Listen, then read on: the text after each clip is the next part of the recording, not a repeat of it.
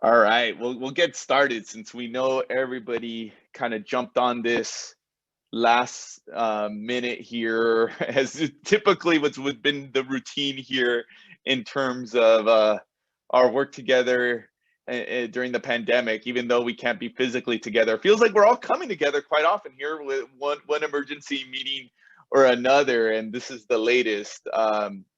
As we've been trying to do, we're trying to give you folks all the information that we have as soon as we have it. You know, at ACSA and some of our partners that I'll introduce here in a second. We get access sometimes to some of these briefings. We get the governor's office coming and talking to us. And that's great if Edgar is knowing something or Yvonne knows something or Barrett and Leilani, but where it's really valuable if we try to pass on that information to you.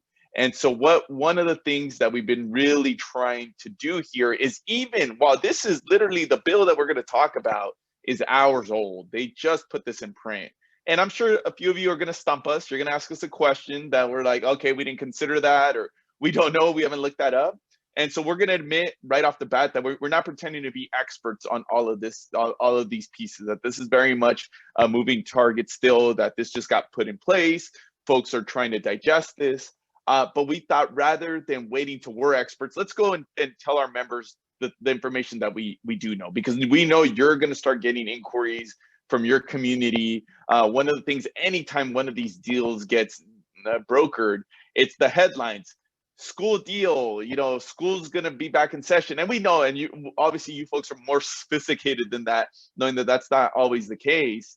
So trying to just shed some light so you can better serve your students, answer a question to your staff, and obviously respond to your community. So with that said, we're going to take about the next hour or so. The kind of the game plan is between myself and Ivan Carrillo, my coworker here at ACSA. We're going to go over the overview. Because we're not pretending to be experts on all things, we brought friends, as we've been doing here routinely. We're bringing two experts, if you will, Leilani Aguinaldo from School Services of California and Barrett Snyder from Capital Advisors, who also are going to be answering questions. Also on the dock here, as you see, is Laura Preston, who doesn't have her camera on, but she's there behind the scenes. She's going to help us try to manage the Q&A, and she's been busy trying to read through all of this earlier today. Same thing with Suzanne Caffrey, who's going to be also helping us manage the chat. And Chrissy Chumarian, who always is an all-star here for us, managing the PowerPoints, putting these slides together at the last second, and managing the technology. Josh Peterson from IT department is also here to help in any way. So that'll kind of be the game plan as we've tried to do in the past. Comments, if you just want to kind of give us your perspectives, go ahead and use the chat. If you have a specific question that you want us to answer, go ahead and use the Q&A feature. So either we'll try to answer some of these live, or we'll try to respond to you via the Q&A feature there. So that's kind of if you just want to provide some perspective, use the chat. If you want to ask us a question that you want us to address, use the Q&A. We will make these slides available. These are very simple. We just literally put these as just an overview. There's going to be a ton of information coming out. We put some stuff out on our resource hub this morning, but by all means, yes, we will give you these slides. So with all of the housekeeping, I think we'll jump into it. Before I go into the specific what's in this bill, let me give a little bit of context. And those of you that joined us at 12 o'clock on our legislative lunch break heard Wes talking about this. This is, we've been at this for 2 months, right? This is the couple days before New Year's, the governor announced this proposal. Got quite a reaction. I think the general sentiment was like, we appreciate the effort of the state trying to take a more proactive role, but this kind of misses the mark, right? That we had a number of issues with the original proposal, with the collective bargaining requirements. The testing cadence was some of the pieces that were, I think, problematic to folks around the state, given the different capacity, different needs of each community. There was issues with schools that had already opened. One of the things that we've tried to be better about our vocabulary, there's all the talk, and legislators and policymakers are still going to talk about it as reopening schools. Two things on that issue, and I have to say it, I've been saying it a lot, but I'll say it again. We acknowledge schools have been open. Schools have been open since last fall. Even in the midst of the pandemic, whether you were in distance learning or opting in-person instruction, we acknowledge that schools were open. The real conversation here is how do we incentivize, how do we move or help more LEAs, more districts, more schools move through the progression of in-person instruction. So this is what that conversation has been about. So we've been, with your help, over the last 2 months, beating the drum on so many of these issues, trying to tell the legislature and the governor about what are the things that we actually think might be helpful in terms of in-person instruction. I think this kind of came to a head a week ago, and many of you joined us for an emergency meeting we had. I've lost track of time now, but it was a Friday or so ago, where we had been made aware that the legislature had put out their proposal, SB AB 86, which built off of the governor's framework. And they had listened to us, and we thought we were somewhat encouraged before that proposal was put out that we might see some changes.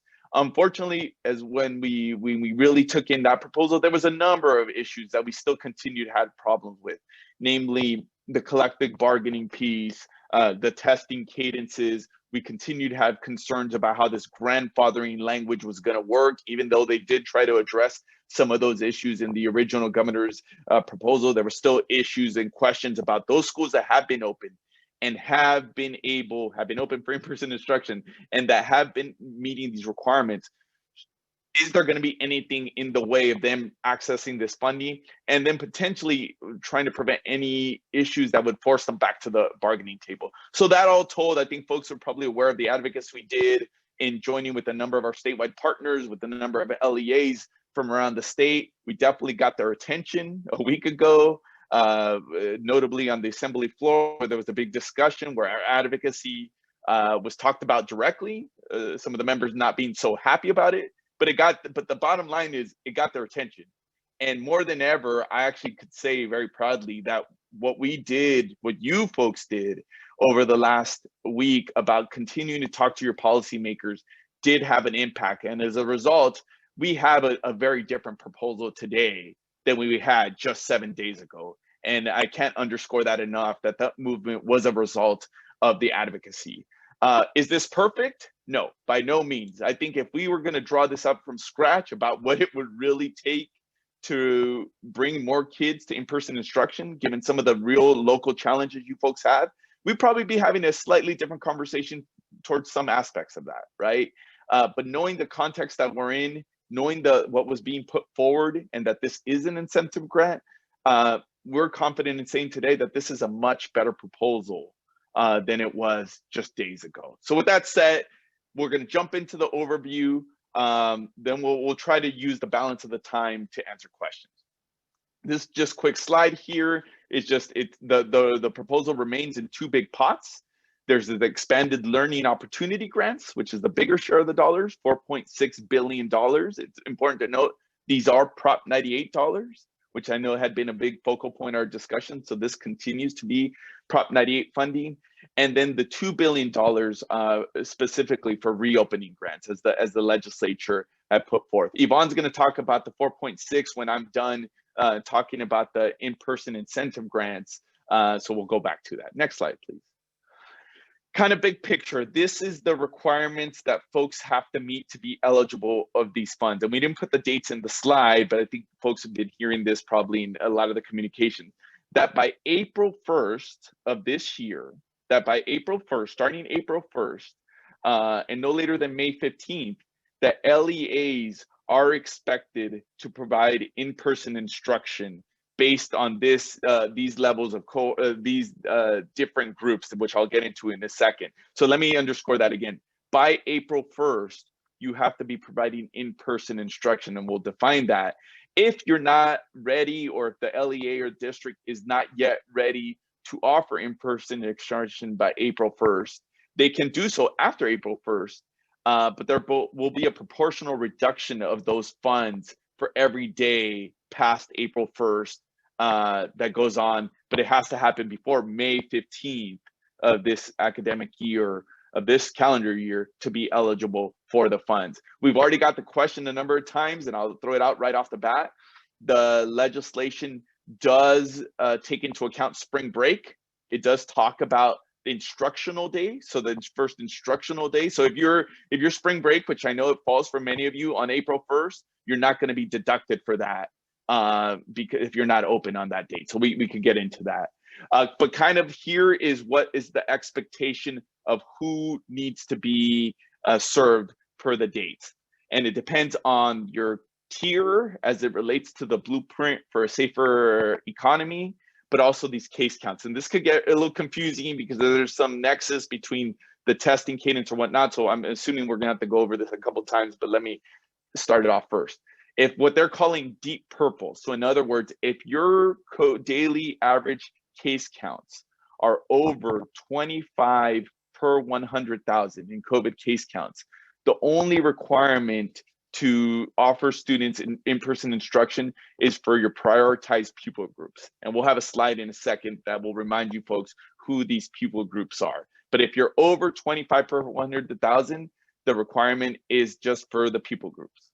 Once you get under 25 per 100,000, and we put 7 there because that's you're still in the purple range. So purple is 7 through 25 per 100,000 in case count. The requirement is that you have to serve transitional kindergarten through 2nd grade and also these prioritized pupil groups. So that would be when you're in the purple.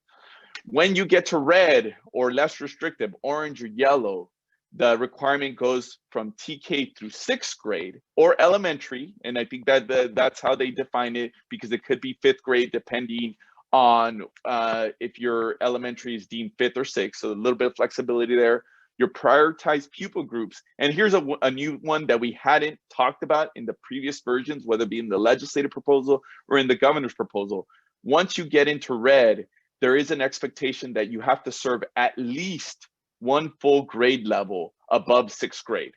So in other words, what they're trying to get at is that at least you bring back 1 grade in your secondary level. So middle school or high school. I think this is a result of a lot of folks have been asking, well, what about middle school students? What about high school students? I'm a father of a 7th grader, so I'm very sensitive to this discussion. So how they put this piece in there is that on top of the TK through 6 and the cohorts, you also have to offer at least 1 grade.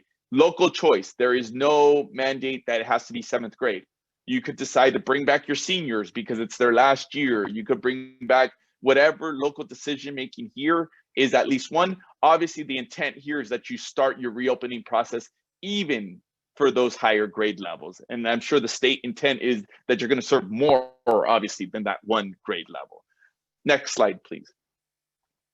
The prioritized pupil groups are as follows: foster youth, homeless youth, English learners, students with disabilities, pupils at risk of abuse, neglect, or exploitation. This is all how it's defined in the code section. Disengaged pupils, or students lacking access to adequate internet access. So these are the prioritized pupil groups that you have to serve at all times to be eligible for these in-person grants. But at minimum, for those LEAs with the highest transmission rates, this is where they have to start. At minimum, you have to serve these groups. Next slide, please. Testing, as I alluded to at the beginning, and this is where it gets a little confusing, but let me try to explain it here. So existing agreements that are grandfathered in before March 31st, and we'll talk about that in the Q&A in terms of what the requirements here are as well. But essentially, if you are already open for in-person instruction before this date, before March 31st of 2021, there is no requirement for you to conduct the state-supported testing cadence. We know that this was a huge issue for our folks. So this is a big concession in terms of saying that if you've already doing, in other words, if you were doing what you were doing and you had another testing cadence, that you can continue to do so. We also got the language taken out that used to say that there had to be proof of a MOU or a collective bargaining agreement for you to continue to do that. So in other words, there is no new testing requirement if you've already been open. LEAs open after March 31st, 2021, do have to provide student and staff COVID testing per the state guidance for the state guidance testing. And we say here TK through second. What it actually is here is if whatever students you're serving while in purple, so if it be those cohorts or TK through second, you would have to abide by the state supported testing cadence, which says that if you're under 14 cases per 100,000, you have to test once every 2 weeks. This would be for students and staff. If you're over the 14 per 100,000, that goes up to 1 time a week. So again, that's for those that are not already open, who already don't have a plan in place to go back to school. So we could clarify some of that as well. Again, as we said, COVID testing cadences are limited to the purple tier, and there is no testing requirement for red, orange, and yellow tiers. Obviously, local context means a ton here. We know that despite there not being a state requirement, many LEAs will have to work with their local bargaining partners to come up with a different schedule that meets the needs of that community. For us, we just thought that it couldn't be one size fits all and that the state shouldn't really be mandating. Yes, this is the testing, COVID testing does have to be for both students and staff for those operating in purple. As an aside, and I say this, and I can't say too much on this because this is just word on the street. We've been, you know, just different conversations we're having. The state is having some conversations about changing the tiers, and I'll say that I'll go out on a limb because I know some folks are going to have some concern here. The state is, one of the questions we've been getting quite a bit is, as vaccination rates go up, shouldn't they think about differently about the tier levels? And I think the state CDPH is thinking about that. They're taking into consideration there. So I think just stay tuned for that piece, because the whole 7 per 100,000 or what it takes to get into purple or out of purple, that could potentially change. So that is just some context that's important as you start thinking about the testing levels. Next slide, please. Grandfather clauses we touched on a little bit. If open before March 31st of 2020, or those planning to be open, as long as you have a publicly posted safety plan. So this is one of the big changes that we got as part of some of these amendments this last week. Again, before it used to call on a requirement that you had to show proof of an MOU or a CB or a collective bargaining agreement. That is no longer the case. The only requirement is that you have a publicly posted safety plan there. And there's a few nuances here as it relates to the testing and whatnot, and we'll touch on those in the Q&A. I'll ask Barrett and Leilani to add on, especially to that, just so make sure we're clear here. And I think we already touched on the purple tier. So next slide, please. Vaccines, and I think this is a slide, last slide I have before I hand it off to Yvonne. Again, the ACSA position here had been that we prioritize vaccines to educators, to the broader school community, but we don't make it a condition. And that has essentially been codified in this proposal.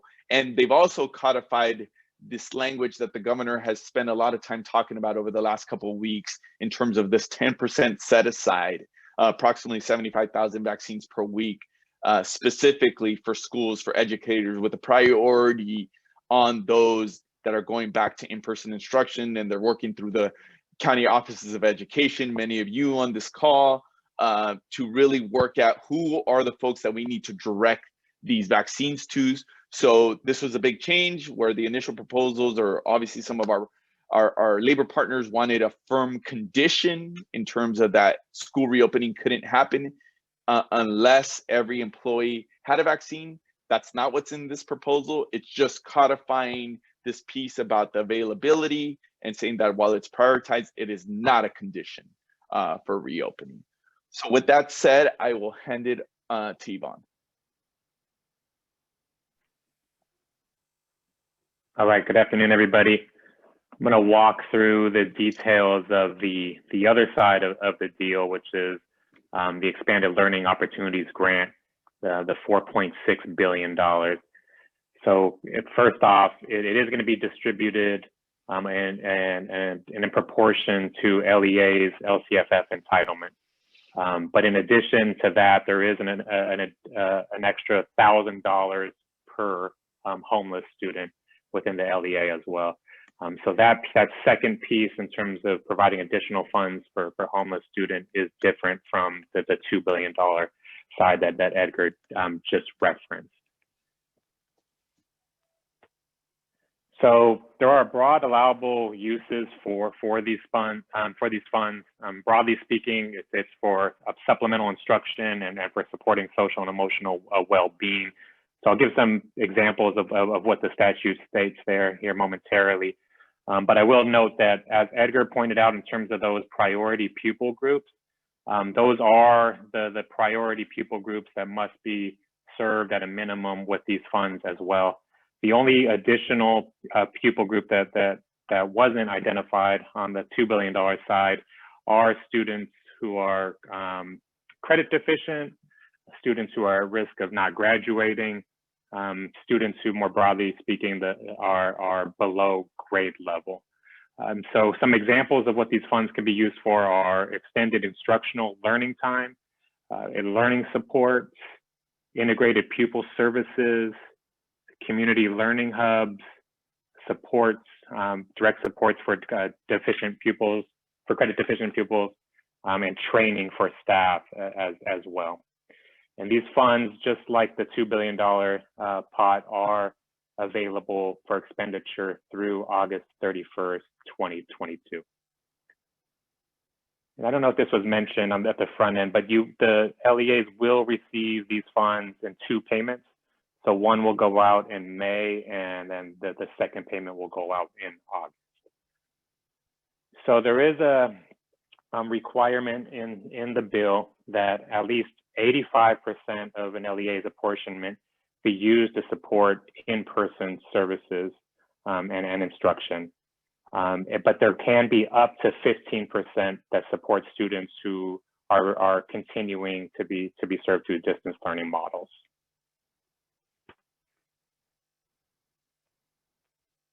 And then I know this was a notable piece. We highlighted this as soon as we saw it in the language last week.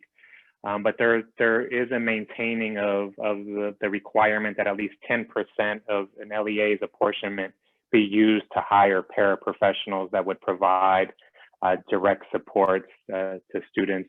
I will note that the language did change some. It was softened some, and we heard loud and clearly from you all just the difficulty that it poses. The language had posed in terms of requiring full-time paraprofessionals. Now it no longer requires that these paraprofessionals be full-time.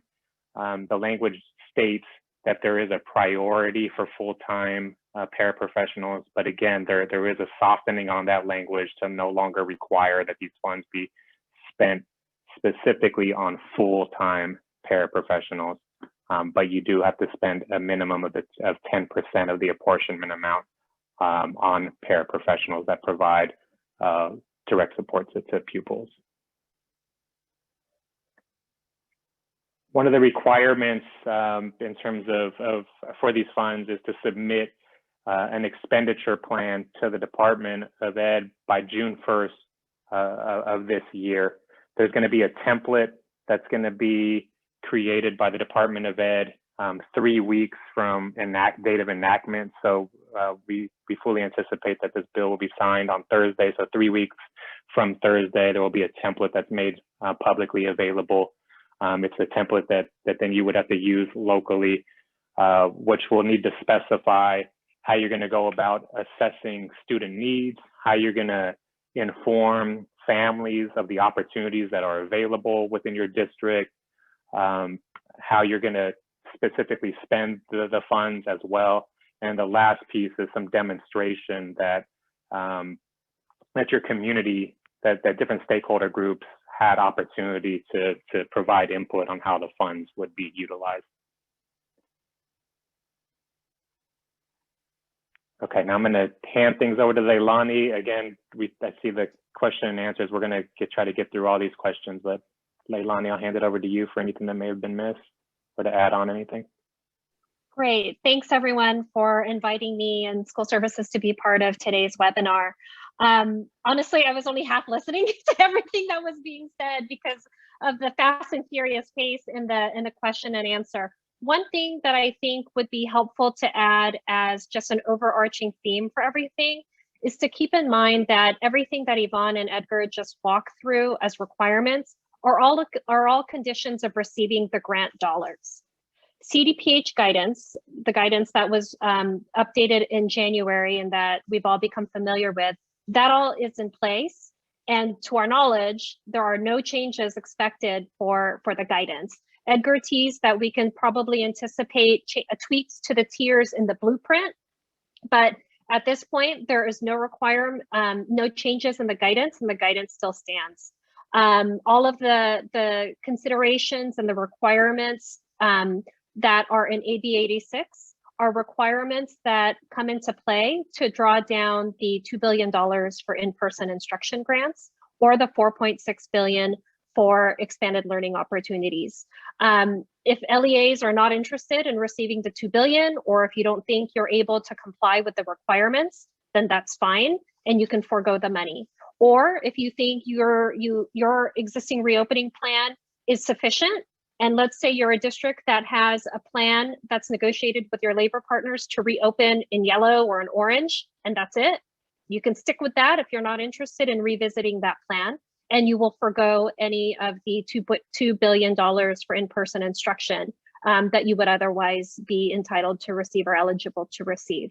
I think I'll go ahead and leave it at that, and we can go ahead and just continue answering questions. And if there are any other questions that keep coming up repeatedly, we can certainly address those verbally as well.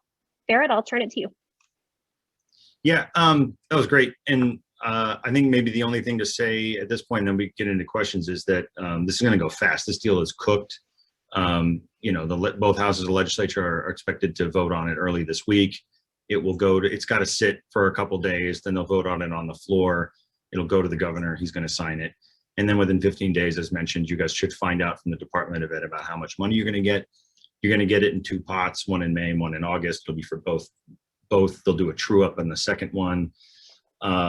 So that should become clear. They will also identify for you, for example, the department will, how much is 10%, right, for the paraprofessional amount. Like that should all be identified for you within 15 days or so of the bill passing.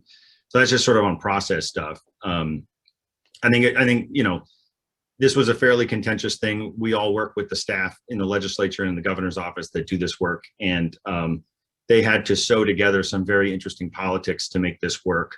You know, so you know, if any of you speak to any of these folks, you know, I was on with some folks from Santa Barbara this morning with Brooks from the board. You know, express your appreciation. They worked really hard, and this was not a fun exercise for anybody. So. Like Edgar mentioned, a lot of weekends we've all spent together doing this stuff, right? So I don't know. Anything else we want to talk about before we start? Yeah, well, let me touch on a couple things here, and probably the big elephant in the room, because I know in every place we go now, and I feel like this is going to be the next epicenter of our advocacy, is the spacing requirements, right? The 4 to 6 feet, and as Leilani mentioned, this measure here does not touch the CDPH guidance, and that's not part of statute. When we say statute, that's not law. That is public health guidance or mandated, or however you want to call it, depending on where you're at. That is prescribed from the California Department of Public Health. None of this touches that. With that said, we hear you loud and clear, just like how we heard you on the testing cadence, on the collective bargaining. I think on this issue, this is why I say this is probably the next phase of the advocacy, because we also get what we've been trying to educate folks is, yes, this is fine here in terms of now and trying to get kids back into a hybrid. On that note, let me just answer this question. Yes, everything we talked about, if you're in hybrid, you're eligible for the funding. You are eligible there. But we get that if you're in hybrid, your community is going to be asking for more. So there's nothing in this bill that changes the 4 to 6 feet requirement. Those of you that I know are having challenges on this end, but this is going to be the next conversation, especially as vaccination rates go up, as some of these factors change. We're going to be putting some pressure to continue to look at this as we move into the next year. Let me throw out a couple questions that I already see in the chat. Barrett, let me start with you. I saw a question about smalls. How does this deal with small LEA, small districts? Does this take that into account? Yeah, we do not see any minimums for smalls that was being discussed. You know, we were talking about a minimum of 250,000 or I'm not seeing it in the bill unless somebody else caught it. So that we do not have. Let me throw this next one at Leilani. Board approval. There's some questions, a little bit of confusion about what requires board approval, what requires just the posting of the COVID safety plan. Do you want to take an attempt at trying to clarify that? Sure. And please, I mean, Barrett, Yvonne, Edgar, jump in if you have seen otherwise in the bill language. But in reading through AB 86, I don't see any reference to a requirement that local governing boards adopt the COVID safety plan. So that would be consistent with existing practices under the guidance. That said, it's not to say that that's not the best practice, right? I think that, you know, all of us would probably agree that even if there's no explicit requirement that governing boards adopt your district's COVID safety plan, then, but that's probably in your best interest and would be best practice to do so. Thank you. Yvonne, we're getting some questions about the penalties in terms of a number of folks a little confused about how that works. If you don't offer in-person instruction by April 1st, do you want to try to add a little clarity there in terms of what those penalties look like, or maybe not penalty? There's difference between a penalty and if you just haven't started, if your plan says you're going to start in mid-April or late April, how would that impact the funding for the incentive grant? So there is a reduction of 1% of your apportionment amount up to a total amount of 30%, depending on because it's for instructional days between the dates of April 1st and May 15th. And so depending on where you reopen within that time frame, again, there would be a reduction of 1% per instructional day for every day past April 1st.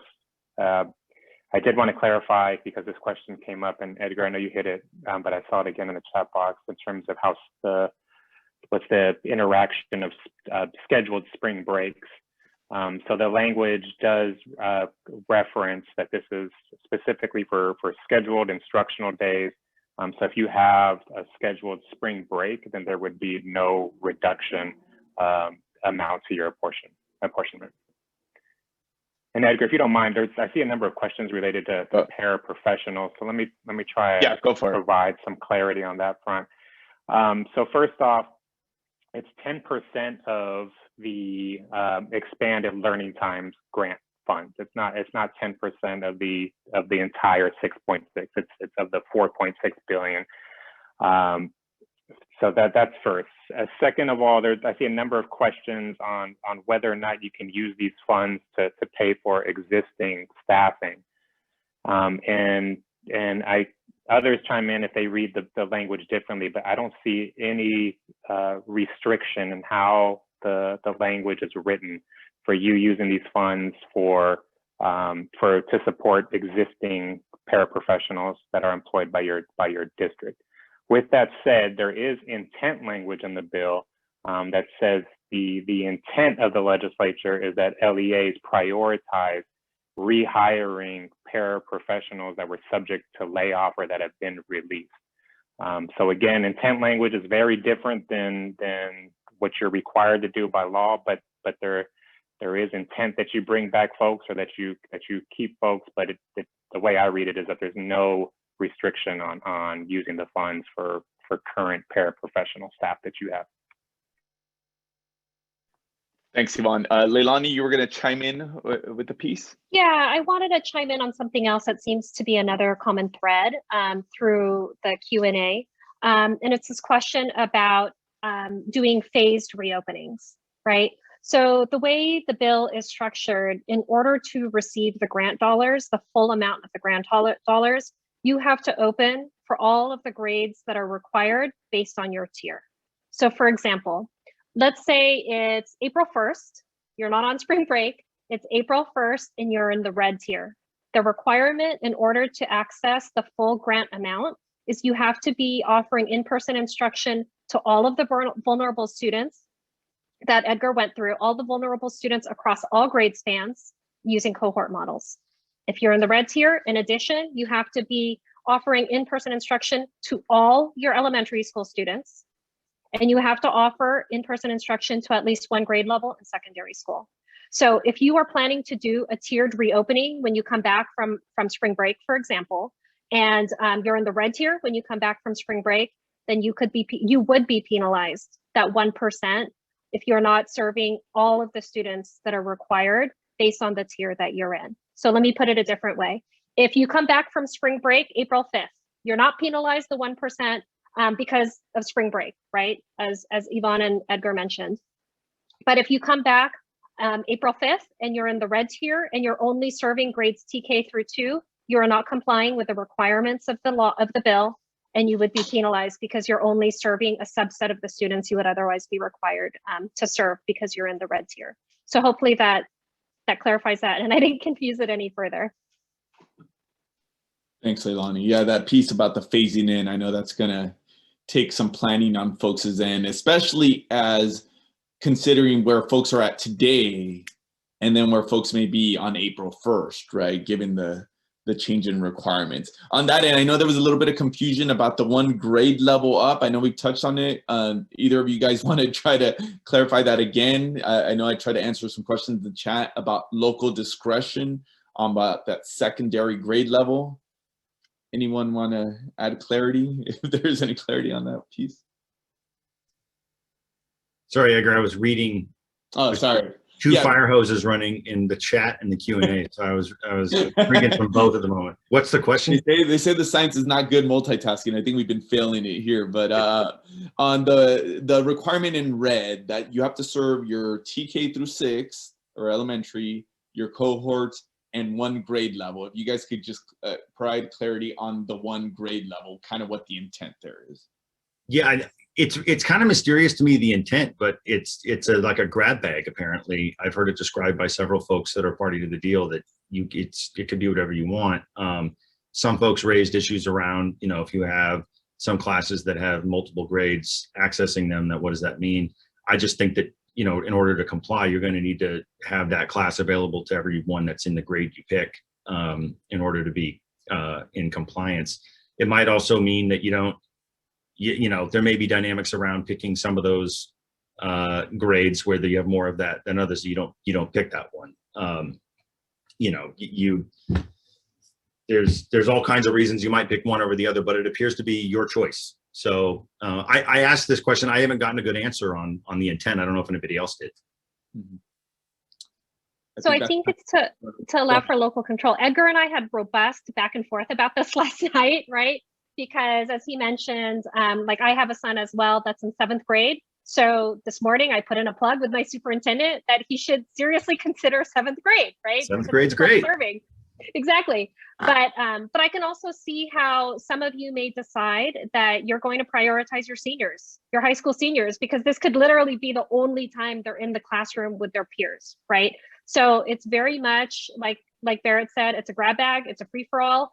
And of course, these conversations and these decisions about what grade you choose in the secondary grade spans, those are going to be based on conversations you have with your community, right? That's going to be the best way to come to an agreement, not just your local labor partners, but also your students and your parents to determine what makes the most sense for your community and for your high schools and middle schools. Yeah, and then just to back up, and reiterate on some of the questions, just to, you know, it is a condition to receive the funding, but this isn't compelling anybody to do these things, right? And so the $2 billion pot is an incentive, right? And it is if you do these things and you reopen this way, you'll get to spend the money they're going to send you, kind of a perspective. So just to make sure that's baked into everyone's presumption when they're asking the question. Yeah. I wrote down a few themes here that I've been finding similar to the last time we did this drill. There's a lot of questions about high school districts and how they access the funding. I don't think we talked about that specifically this time around. Who wants to take this? Go for it, Leilani. So if you're in purple tier, the requirement would be to offer in-person instruction via cohorts to all your vulnerable students in all grade spans. So even though you're not allowed to reopen in the purple tier, if you're a high school district, you would be required to offer in-person instruction to the groups of students that Edgar mentioned earlier, your students with disabilities, your students at risk of abuse, homeless youth, English learners, foster youth, those that don't have access to distance learning. That's the requirement, the minimum requirement while you're in the purple tier if you're a high school district. Once you're in the red tier, then you have that requirement to serve those vulnerable students in cohorts as well as one grade level in your high school. Thank you for clarifying that. I know Laura's not on camera, but this is her favorite question. I'll answer it for her about if you have to offer COVID testing to students and to staff, are they required to do so? And the answer is everything, and Laura could chime in if I say this incorrectly. No, this is just about offering COVID tests. This is not a requirement that they actually participate in that. You're right, Edgar. That's you just have to offer. And I responded to somebody in the chat that parents have the right to refuse for their children. So we can't force them to do that, to be tested. And frankly, right now we still can't enforce anybody to be vaccinated either. Yeah, thank you for that. Leilani, if you can touch on, are community funded districts eligible for the $4.6 billion pot? We believe they are, because as Yvonne mentioned earlier, the apportionment is based on the LCFF entitlement. So because of that language, that should contemplate basic aid districts, because it's not about whether or not your entitlement is funded with state resources or local property taxes. It's in proportion to your LCFF entitlement. Yvonne, I know there were some questions about the use of the expenditures. I mean, do you want, and I know we could all help with that, but do you want to just kind of go over that again, how the expectation requirements for each of those pots of money? Yeah, on the $4.6 billion side, the Expanded Learning Opportunities grants, again, there are about 7 different broad areas that are called out in the legislation. So it says extended instructional learning time. So it gives the example of increasing instructional time or days. Learning supports, again, there are some examples of what that means: tutoring, learning recovery programs, integrated pupil services, so for counseling, mental health services, community learning hubs, supports for credit deficient pupils, training for staff, learning materials. So again, it's really broad in terms of the allowable uses. Where you do begin to see some of the restrictions is in terms of a minimum of 85% being used to support in-person offerings, up to 15% for distance learning offerings to support students who are still in distance learning, and then the 10% that's set aside for a minimum of 10% for the paraprofessionals. Thanks, Yvonne. Baird, Leilani, anything you guys want to add to that on the use of the funds? You got it. All right. Baird, I'll direct this one to you, since I knew you were advocating on this issue on behalf of the smalls. Going back to the paraprofessional language, if LEAs just can't find these folks, if there's just not folks to hire or retain, what's the recourse there? Yeah, we have this question in, but it seems that you can, what we're angling for is that you can, do them by distance or something. That if you don't have any, it's pretty clear you can use the money to retain. You can use it to offset current costs, we think, for this.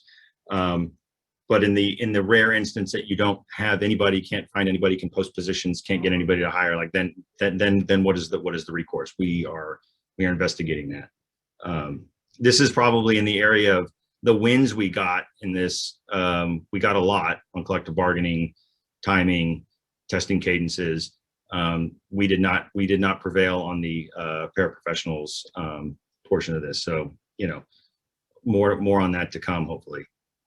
One question I'm seeing a couple times, Edgar, if I can, is on independent study charters. So I want to make sure that so for charter schools, you are generally and for both pots of the money, you're able to access them and expend them. If you're a non-classroom based charter school, however, then you are locked out of the in-person instruction grant, but are eligible for the 4.6 billion on extended learning time.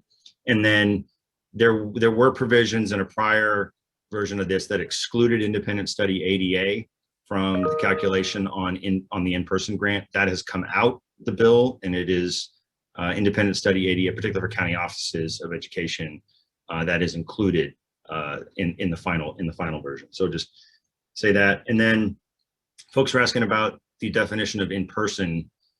I think they added some language around that here that wasn't in there before, around it being under the immediate physical supervision and control of a certificated employee of the district. That's language we see in other parts of the ed code. They added that in here. And then specifically a couple places was asked, does that include hybrid? And the answer is yes to that. It does include hybrid. Yeah. Thank you for that. I was going to touch on that. Yeah, just to be very clear, if you're in a hybrid, you do meet the requirements there. So not expectation that you ramp up from that. I think, Yvonne, you may have mentioned the use of one-time salary increases. Somebody just wanted clarity. Can both pots of money be used for that? Just one pot? What's the expectation on that for the one-time salary increases? Yeah, both pots of money appear to allow one-time salary increases.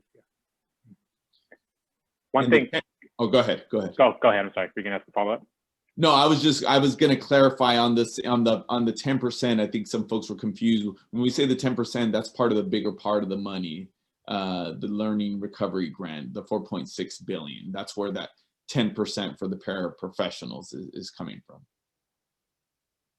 And again, it appears that there's pretty broad, I mean, I don't know, pretty broad, but some flexibility in terms of the interpretation on the paraprofessional language to be creative on the local end in terms of whether it's new paraprofessionals, existing paraprofessionals, transitioning from part-time to full-time.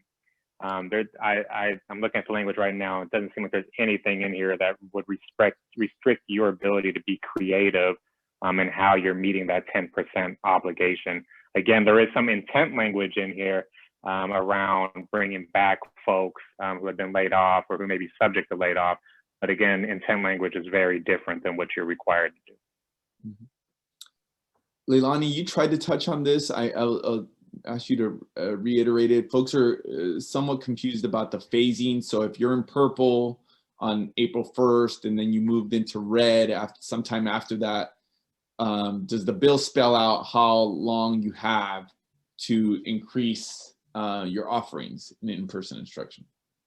Yeah, I didn't see any sort of a waiting period like we had seen in the previous proposal. So I think that's why it's coming up. And please, I mean, jump in if you saw it and I missed it. But the expectation is that once you're in red, you would need to open or offer, you would need to offer in-person instruction once you enter the red tier. I didn't see any, like you have to do it within 5 days or you have to do it within 15 days, which was what was in the previous version of the bill. So, and as was mentioned to us in yesterday's briefing, they said the expectation is that districts should be planning for red, right? Because we're all going, thankfully, we're going in that trajectory now. So the intent is definitely that districts should be planning for that now. Somebody, I can't remember which of you touched on this. We got the question, can you define instruction? Is a teacher zooming in the class when the students are also in the classroom deemed instruction? One of you want to touch on that statutory language about under certain... Can you say that again? Sorry, I may be cutting out a little bit here. No, I just want to make sure I want to make sure I got the words right, because depending on how that's asked, the answer can be... The question is, can you define instruction? Is a teacher zooming in the class when some students are also in the classroom? That's what. Yeah. So they define in-person instruction specifically now to mean instruction under the immediate physical supervision, and control of a certificated employee of the local education agency while engaged in educational activities required by the pupil. So it is in person for the students that are in the room. It would be distance learning for if that's the same class with kids that are not physically present. If that's my interpretation of that scenario. Depends on, there's some, I'm make sure I understand the question, the way it was worded. I'm not really sure how. No, I think you answered it probably as much as we can there in terms of what defines in-person instruction. Leilani, you're going to add something? Yeah, if I could jump in. The other caveat I would say though is I've seen some districts that have models where students are in the classroom, the teacher of record is zooming in, the teacher of record is teaching from home, but you need to have another certificated classroom in the classroom with those students that are physically there. It doesn't have to be the teacher of record. So I have seen that model as well, where districts have accommodated, for example, some teachers that they weren't able to accommodate for in-person because that teacher is fragile and is not able to come in person themselves. They can continue teaching remotely as long as you have another certificated teacher in the classroom with those students that are physically in person. Then you would that would serve the requirement for in-person instruction. Got a couple questions about the date of what tier you're supposed to determine from. As Leilani said, I think that expectation, because this is on April 1st. So even if you're in purple today, you have to start planning, assuming that your county may go into red. So yeah, it's not a set date and you plan for it. It's when whatever tier you would be in per April 1st there. Are you guys seeing other questions? I know I'm trying hard to keep up with this. Maybe to clarify, so the in-person in that, I'm assuming referring to the one we were just talking about. So those in person would be doing class via distance learning while the teacher is also teaching. The way I would do that is that if I understood the question correctly, the students that are in the classroom with the teacher, those would be in person. Those would meet the definition of being in person. If you also had students that were online that were choosing a distance learning option, that teacher could be teaching both.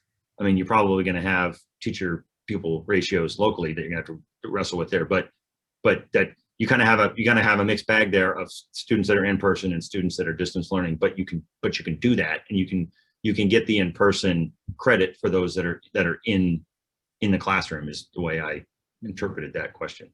So hopefully that answers Hazel's clarifying question. Yvonne, I saw you were typing one of the answers to this question. I don't think today we went at length last time, how the grant is calculated based on what ADA? Are we counting the kids that are back in person? Are we counting total enrollment? What are we counting there? So it's based off your 2021 second principal LCFF apportionment. For the LCFF, and then for in terms of your homeless student count for the $4.6 billion pot, it's the numbers that were reported through CalPADS for 2021, fall 2021. Thank you. Leilani, you were going to add something there?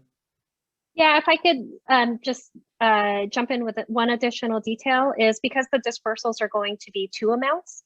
The first dispersal, which I think is in May, that one is using 2021 P1 data because that's what we have right now. But then when they do the true up in August, then they're going to use the 2021 P2 data, which is great news for all of us, because then that will factor in the additional students that you were trying to account for when we had that extended window for updating our apportionment data, right, for our UPP concern, unduplicated pupil percentages, and all of that. So just wanted to throw that in as well. Thank you. Got a question on, just a reminder, it's good to have these refreshers here in terms of how did this tier system work. So for those that are in purple, you have to actually meet and someone can correct me if I mess this up, you have to meet the metrics for red, the positivity rate and the case count for 2 weeks before your county actually moves into the red. Under the previous guidelines, you then had to wait an additional 2 weeks. You had to stay in red before offering, expanding your in-person instruction to middle schools and high schools. That is no longer the case.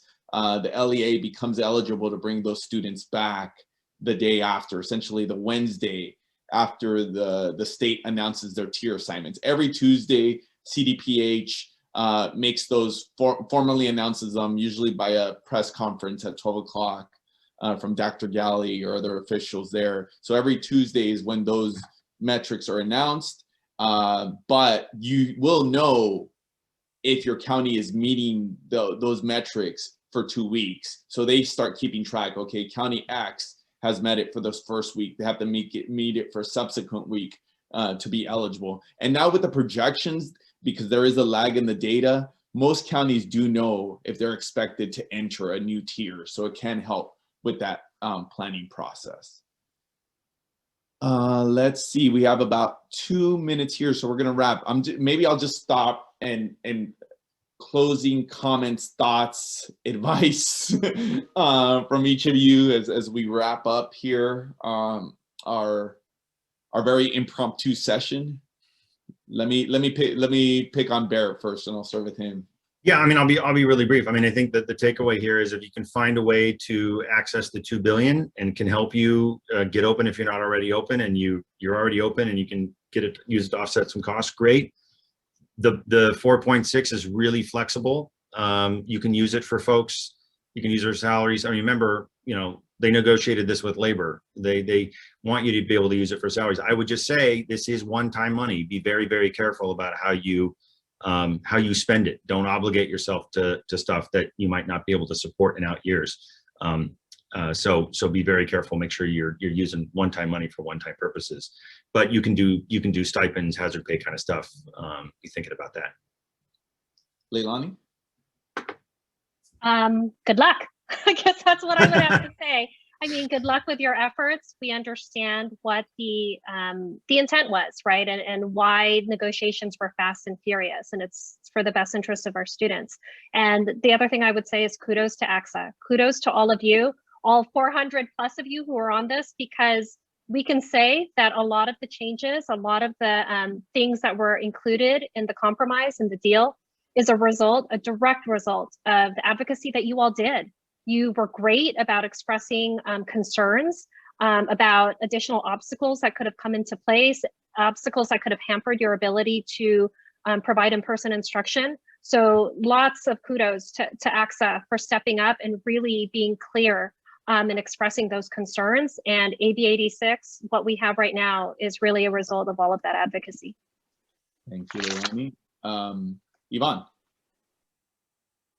Let me start by just like adding on to what, or doubling down on what Leilani just said, because every single meeting we've been in over the last 2 months, in particularly these last several weeks, we've been hearing from your local representatives that they've been hearing from you, and that they've been hearing from you often, and that it's been made very clear to them the issues that existed in prior iterations of the proposal.